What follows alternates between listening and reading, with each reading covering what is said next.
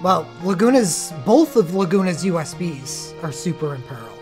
His first USB is an Imperil USB that gives him a high quick cycle. That's already good for Imperil, but I honestly think his second USB is better because it's an ability double machinist USB and gives him an ice. And the ability double allows him to attack twice every turn, as well as him being able to dual cast with his Legend Materia 2. That plus Cold Offering, in my opinion, is going to be better for Imperiling.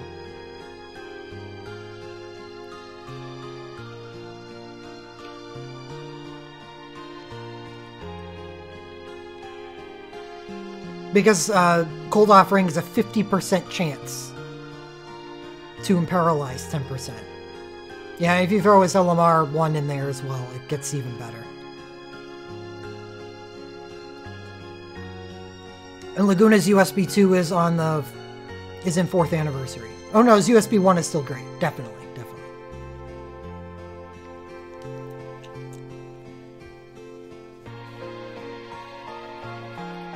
And then there's the fact that he's a chain. Oh, you can replicate with his Imperial Super Soul Break. It's just kind of important to have something on him, that's all. Like, to make using Cold Offering worth it.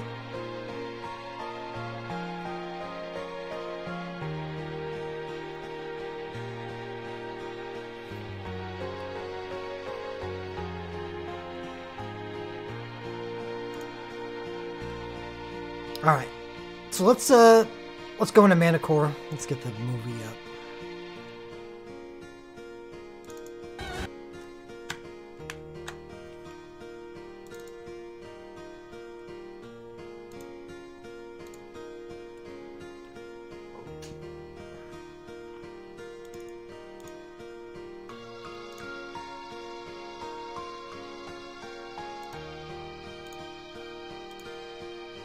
Change the team comp on the side. Plus you see it on screen, of course. We have Onion Knight in the first position. Onion Knight, what does Onion Knight do? Very typical stuff.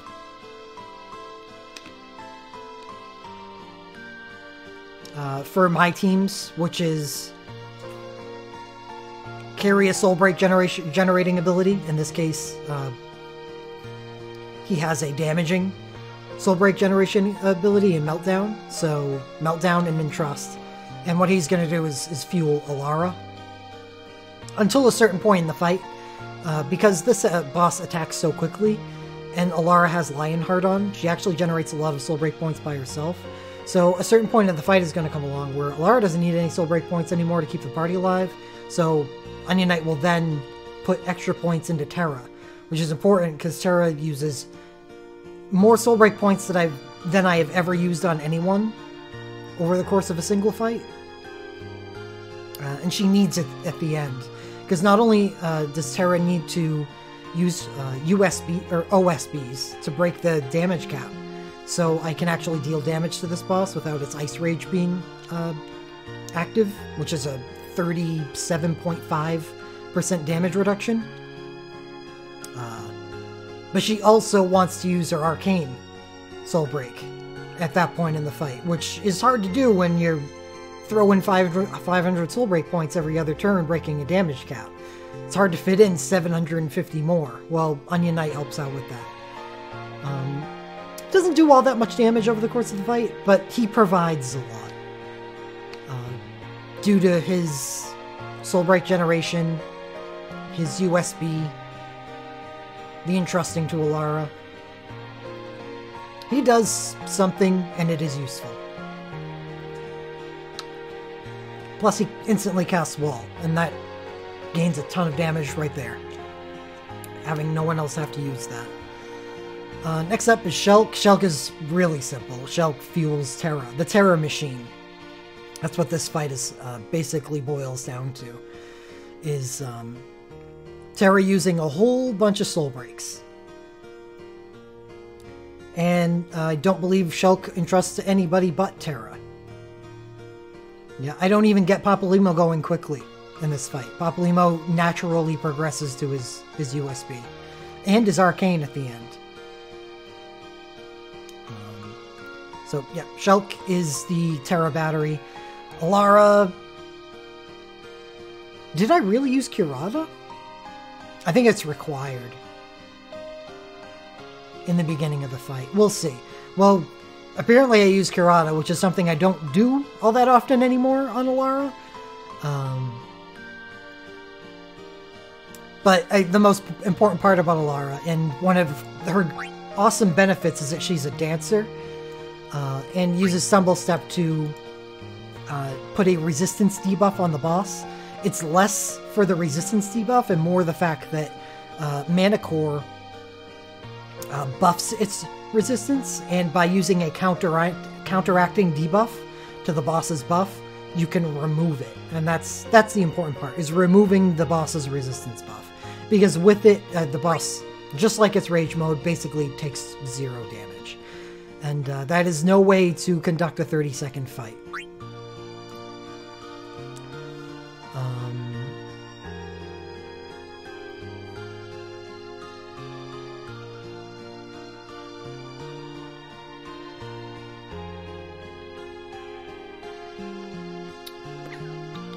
Yeah, nothing else special about Alara. Using Lionheart, Manticore acts very quickly and does multi-attacks very similar to Phoenix, which means that using Lionheart, Alara is going to generate a lot of soul break points over the course of the fight.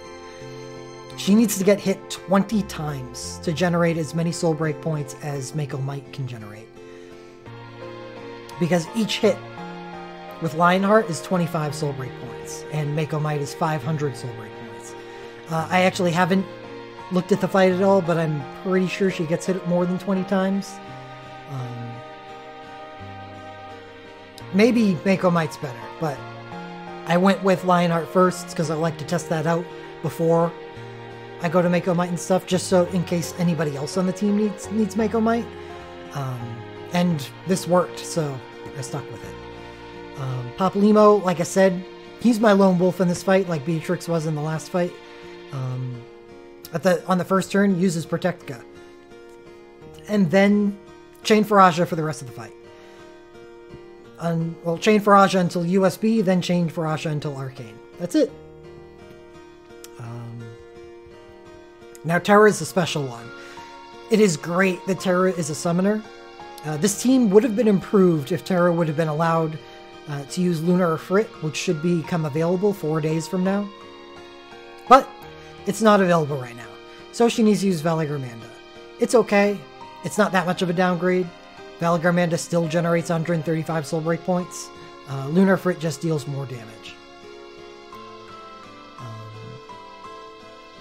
But that is the only thing that I run on Terra, which is crazy because it's a summon, and it only has 5 uses. I don't even think she uses all 5 uses. That should go to show you how many soul breaks Terra uses over the course of the fight.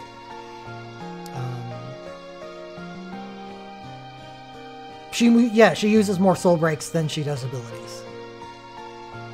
And she has 30% increased damage output because she's getting entrusted to anyways.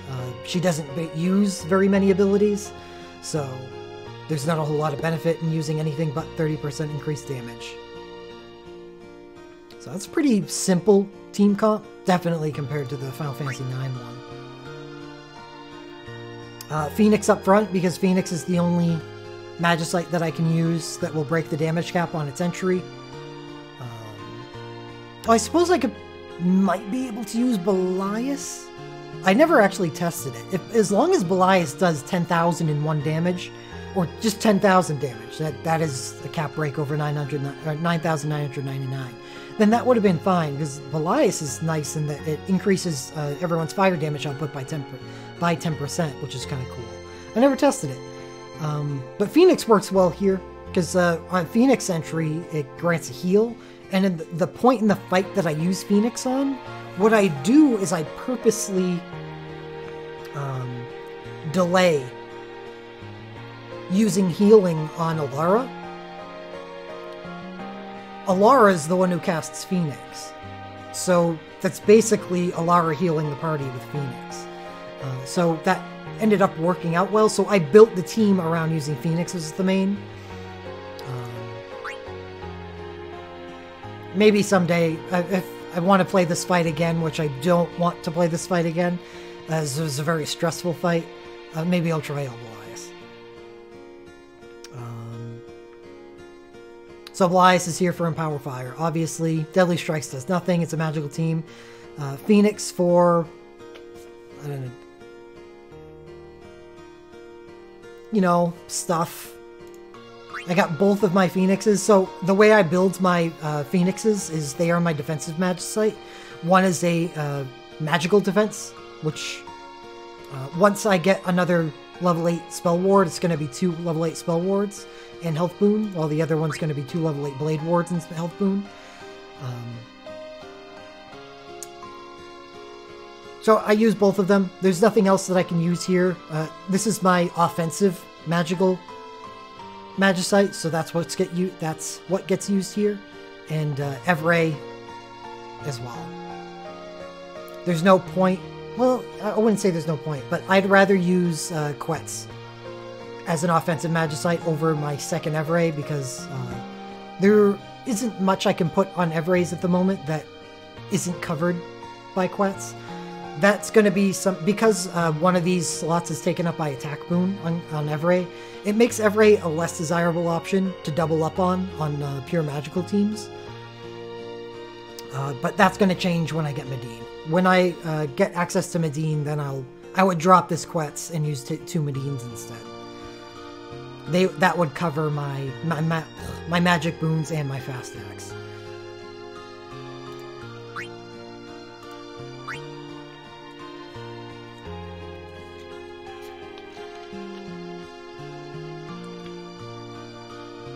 All right, any questions about the team comp before I get into this? This is a very important procedural fight. Rather than looking at the team comp, you need to watch it and understand what goes on in order for the fight to even make sense. So that's why I didn't spend that long on the team comp itself.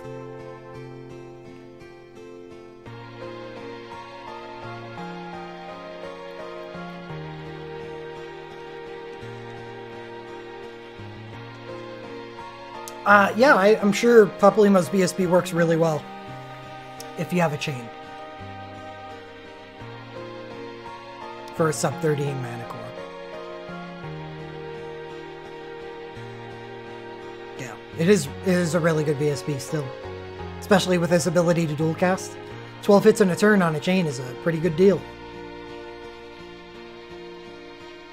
But this is chainless and changes a lot of how the fight is run. Because Phoenix's subsequent attacks after its entry don't break the damage cap. So it causes some problems if you ever want to deal real damage to the boss, because you need to break that ice rage. Alright. To the fight we go.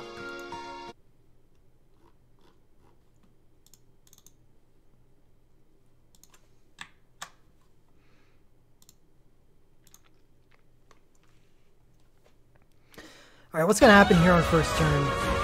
Onion Knight's obviously going to USB. Shulk's obviously going to Wrath. Alara doesn't have anything to do on first turn, so she's going to dance. Why not? The debuff doesn't do a whole lot. It's a 50% resistance debuff, but with 70% reduced effectiveness, so it doesn't do a whole lot, but it is something. And the Curata doesn't do much, so I'll take the dance on first turn. Papalymo, obviously Protecka, and Terra, obviously Valley Gormanda. Doesn't have anything else to do.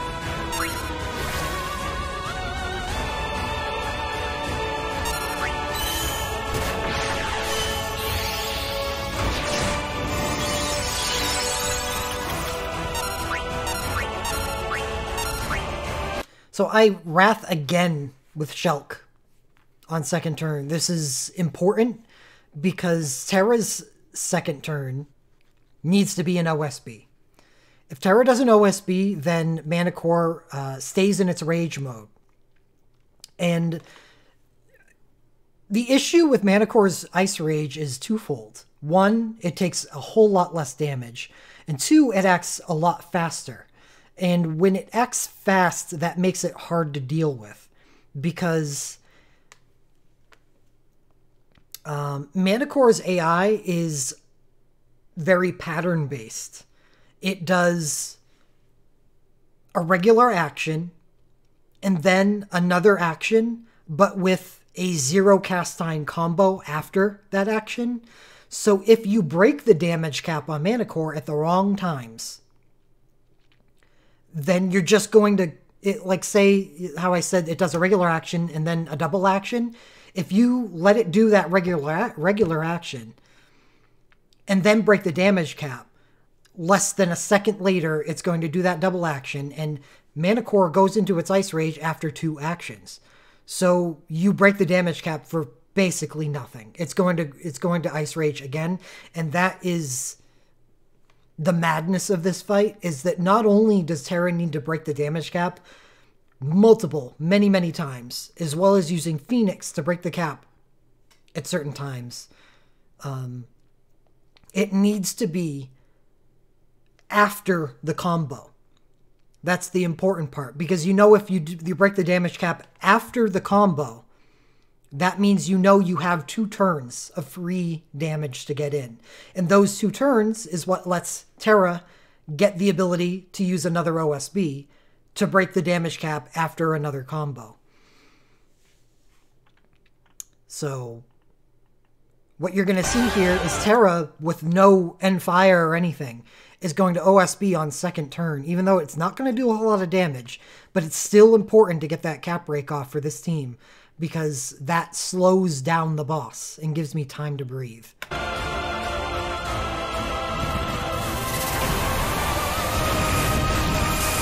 And it's time as well, because by that point Terra doesn't have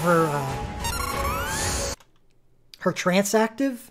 When Terra has trance up, her trance plus Alara's high quick cast to the party makes Terra almost instant cast out her OSBs. That makes timing a lot easier. God, this fight would be hell without Alara's USB helping me out, because timing Terra's OSBs to go off after the combos would be disgusting. I'd probably screw it up all the time, and they would go off too late, and I would basically do no damage to the boss. But since Terra's OSBs are almost instant cast, it's not a problem. But I do need to time the first one, because I don't have the access to Terra's trance at that point.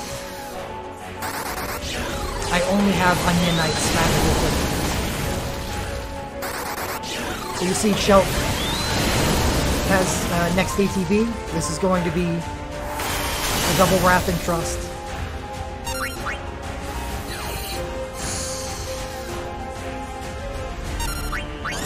OSB.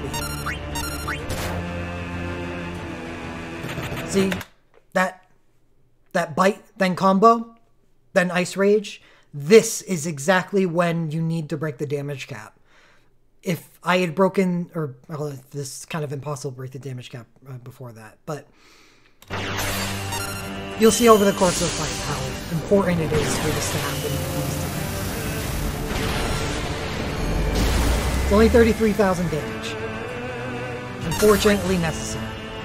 From this point on, Terra starts doing really good.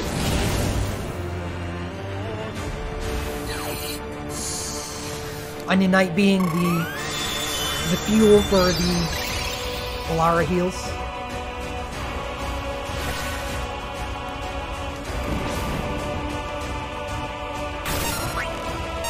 Now I have Terra's Trance as well, which helps a lot. 20% extra magic. Along with the casting.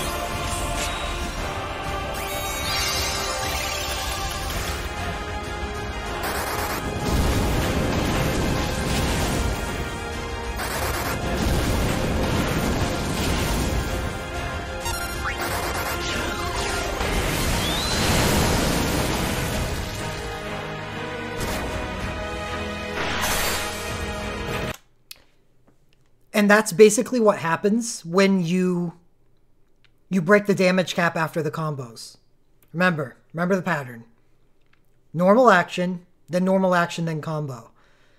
When you break the damage cap after the combo, it takes normal action, Ice Rage, and then immediately combos. The difficulty of the boss is in those double attacks. The action, then combo immediately after. By breaking the damage cap after the combo, you remove the gimmick, so to speak. One part of the gimmick, at least. Because the combo is the third action. It's already Ice Raged by that point. See if we can back up here. Just in case nobody saw it. Okay, I should have just hit the higher frame step button. This is pretty slow. I'm committed now. All right, so this is the bite. This was its second action outside of Rage mode. Second action causes its Ice Rage. Immediate combo. So does anyone not understand that that would be a problem? Like, say I had broken the damage cap directly before that bite. It would have bited, then comboed, and immediately just gone Ice Rage again after that. So the amount of time that you're running without the damage reduction is basically nil. But because of when I break the damage cap, all is right in the world.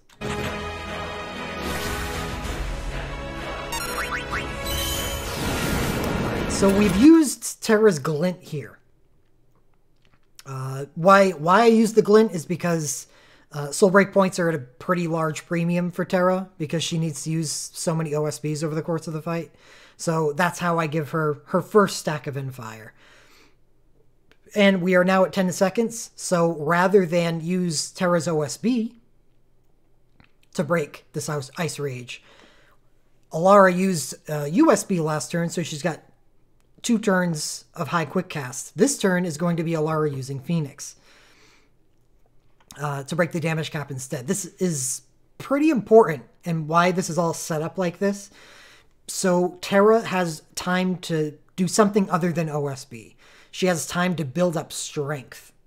And this is going to help later on in the fight because instead of Terra hitting the boss for 33,000 with her, like, netting 33,000 for 500 Soul Break points, which is pathetic. What this is going to allow Terra to do is build up strength for a couple turns.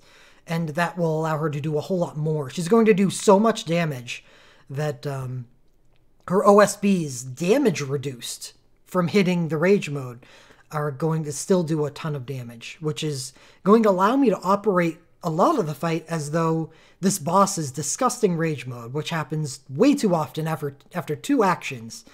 Actually, not that effective.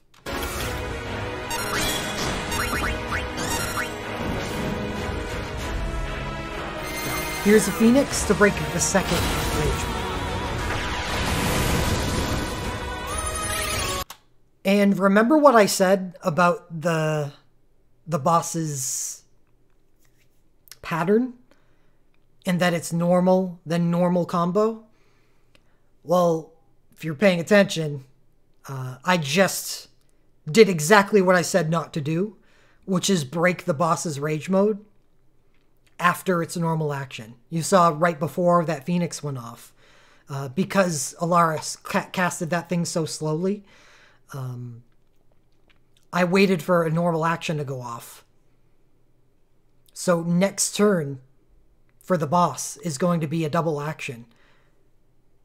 But what I do here instead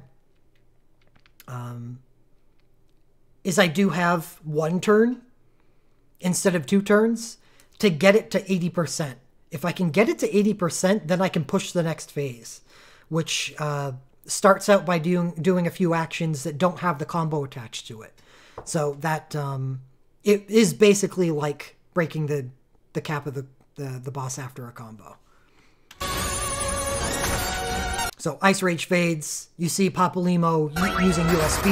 You see Onion Knight using Meltdown. And you're going to see Terra use a BSB2. Because she used a Glint first, the BSB2 is going to add another stack of Endfire.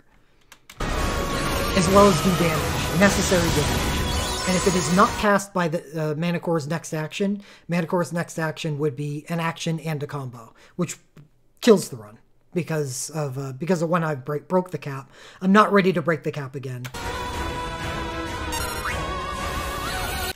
This Entrust is pretty important. And thank goodness for Terra's Trance plus high quick cast from Alara. That BSB almost casts instantly. And this pushes the boss past 80%. Oh, it is? Sorry. Maybe that's better. Plus I'll pull this a little closer.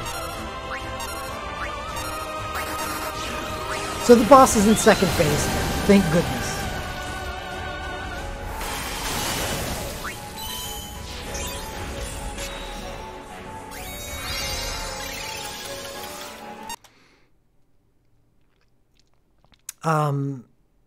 I'm doing my typical thing that you're going to see me do with Alara almost all the time is every other turn USB.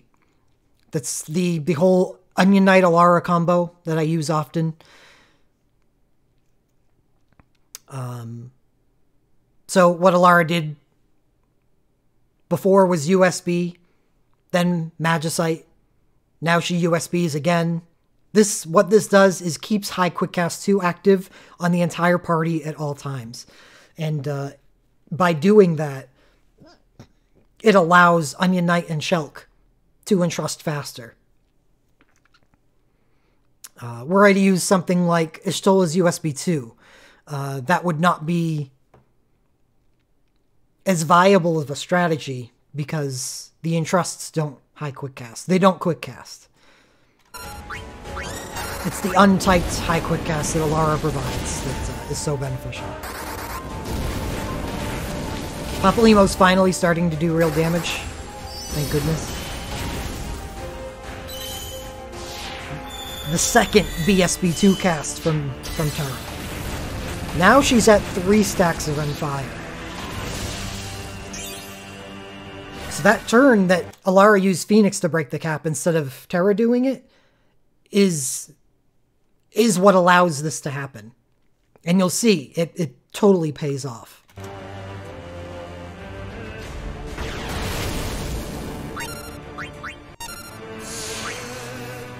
Alara dances. That was the boss's magic shield. Alara dances to get rid of it. That's a 100% resistance increase.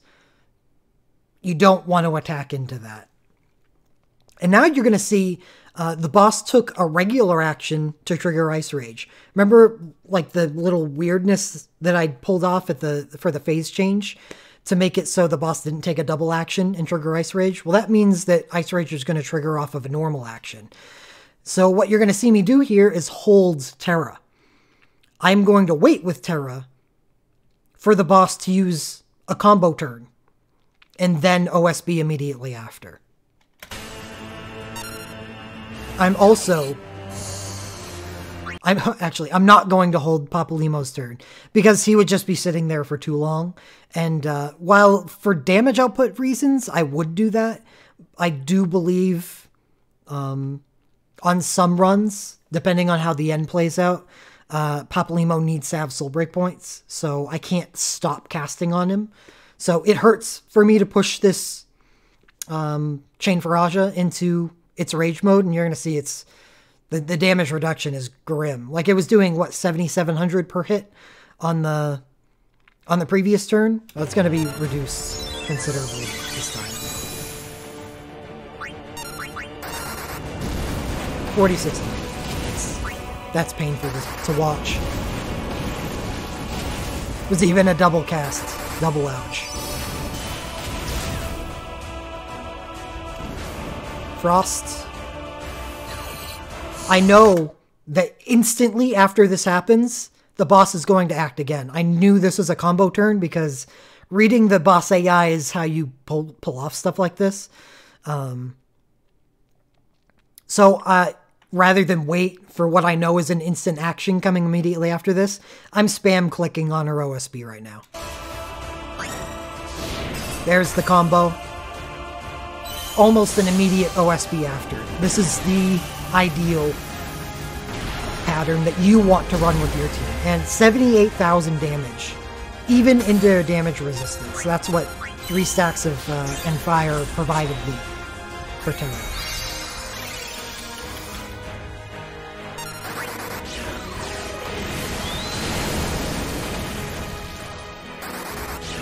Well, it doesn't look like Papalymo really needed those soul break points. And you see Onion Knight, even outside of rage mode, he doesn't do a lot of damage on this fight. He's there to deal something and give soul break points to Alara and Terra.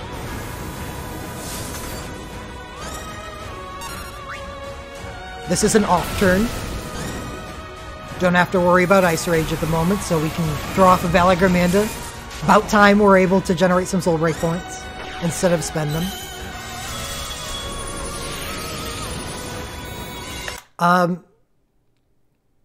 Because of the difference in time that the phase change happens at 80%, sometimes a different person has ATB up to cast.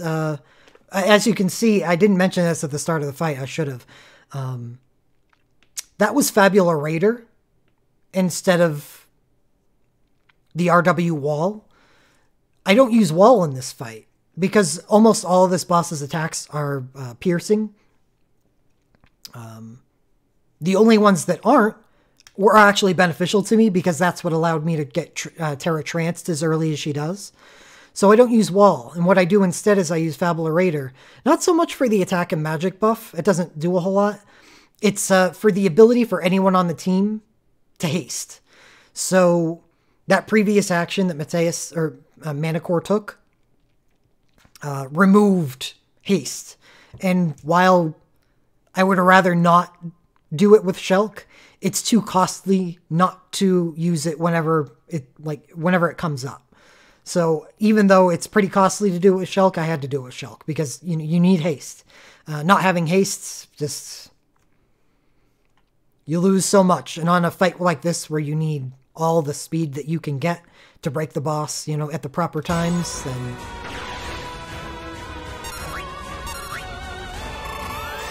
see, that didn't even heal. It's just there for soul break point generation. I think I'd probably use Valagramanda on Alara and use Lunar Frit on Terra if I had access to that.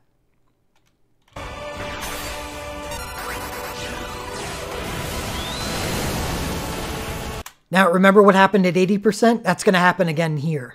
The boss just Ice Raged, so ideally, this is exactly when I would want OSB, but it does come in a little late. I would have liked to have had it off already, and damn it, Papalymo hits into another Ice Rage and doesn't do any damage. So that's a little late. That's a little later than I would have liked, but that's actually not going to matter because Phase 3 starts at 40% damage. We're now in Phase 3.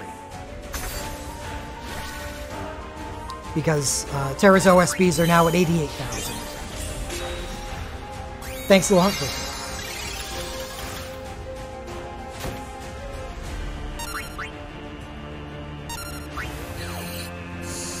And because Alara is generating, or has generated so many soul break points, this is what I mentioned when I was talking about the team comp. Onion Knight is now entrusting to Terra because now we're in crunch time. Terra needs to not only break the damage cap, but needs to weave in an arcane when the boss's rage mode is not up. Because obviously using an arcane into the rage mode is not good.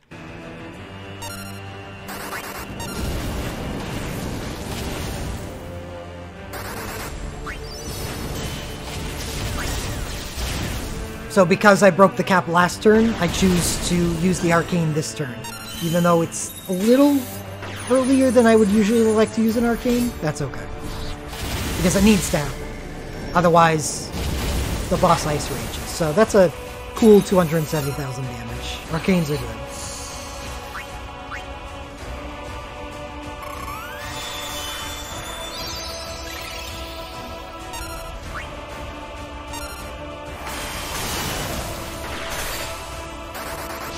Now, see, the boss ice raged again, so I'm holding Papalymo's turn.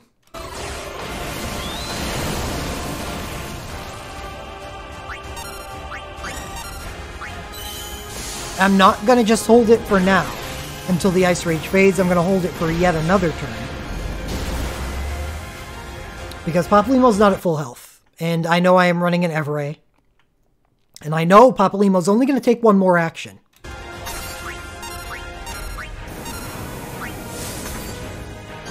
And now he's at like 30% health. So that's a bad time to use an Arcane because you've lost a lot of your damage output or damage increase from using Surging Power on an Everay. Yeah, I only have one Everay, but it's still pretty impactful. So I wait until Alara uses her USB.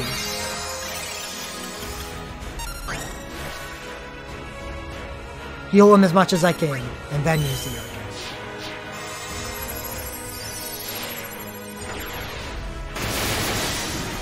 And as you can see, it definitely did something a lot.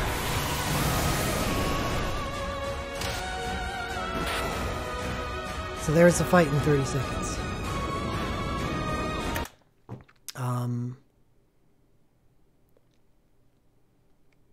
Terra uses Glitten Arcane. That's 1,000 soul break points. 2 BSBs, that's 1,000 more, so 2,000 soul break points. An OSB, 4 OSBs over the course of the fight for 4,000 total soul break points.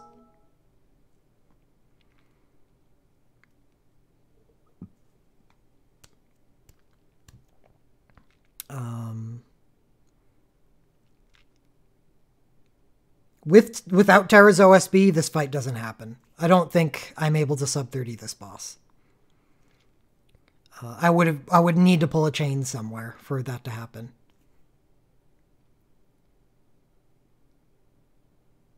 Or I don't know.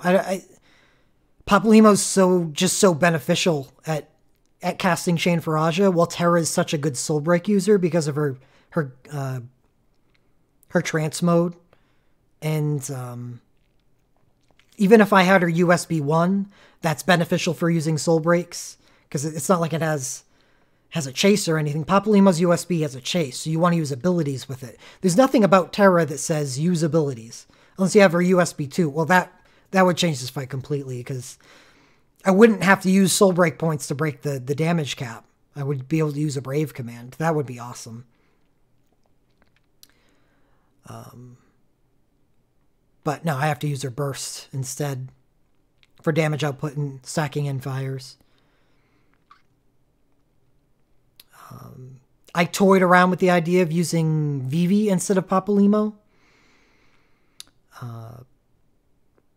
But the advantage to Papalymo is that so much of his damage output is targeted in his Arcane, where Vivi is constant damage. And if you remember the fight, Papalymo took 2 turns using Chain Faraja into a rage mode. And there's nothing you can really do. I suppose you can hold Vivi's turn to try to avoid stuff like that, but it's not like Papalymo where, okay, he's been doing constant damage over the course of the fight, and here's his big hit that you know that you can get in between the rage modes. So using Papalymo was better for what the fight called for. I hear all the time that people say that fights with a lot of sap, and this boss saps like every other turn, that it makes Alara bad because Regenga Regenga, Regenga, Regenga. No. Wrong. Alara's USB is about more than just a Regenga. It's about that high quick cast too. And if you're using it for the high quick cast too, you're casting it every other turn, which means that even if the boss saps you a couple times, it's not that big of a deal.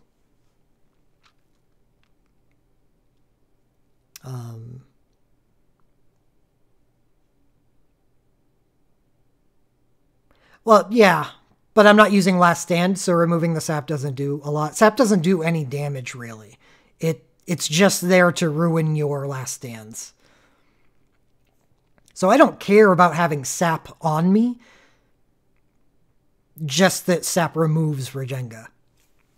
Because they're exclusive with each other.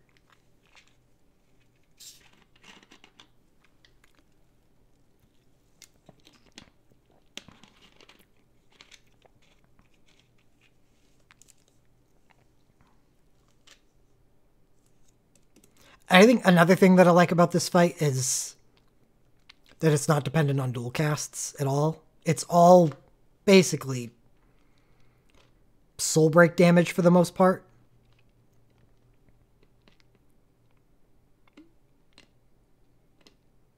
So actually getting the sub-30 was almost completely execution based. And that was hard enough. that was hard enough. So many things needed to go right over the course of the entire fight.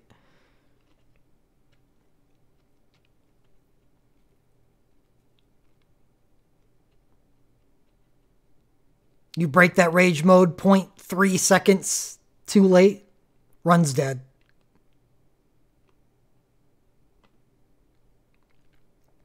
Which means that all actions need to be input instantly. No pausing.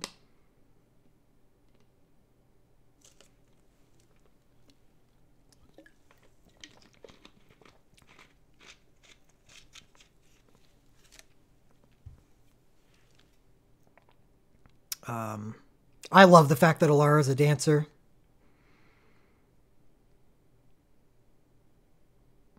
Right. It's true. With a fire chain, this fight just changes completely.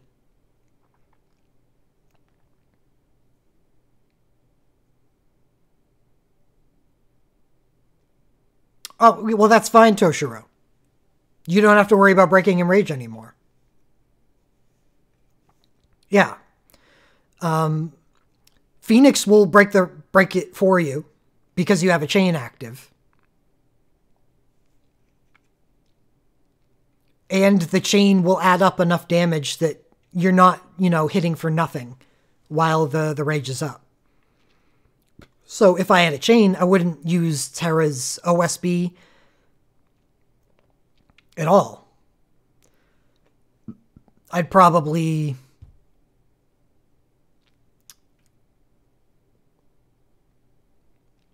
I don't know, use her BSB, and then just use Valley Garmanda for damage output, and then her Arcane at the end, and that'd be it.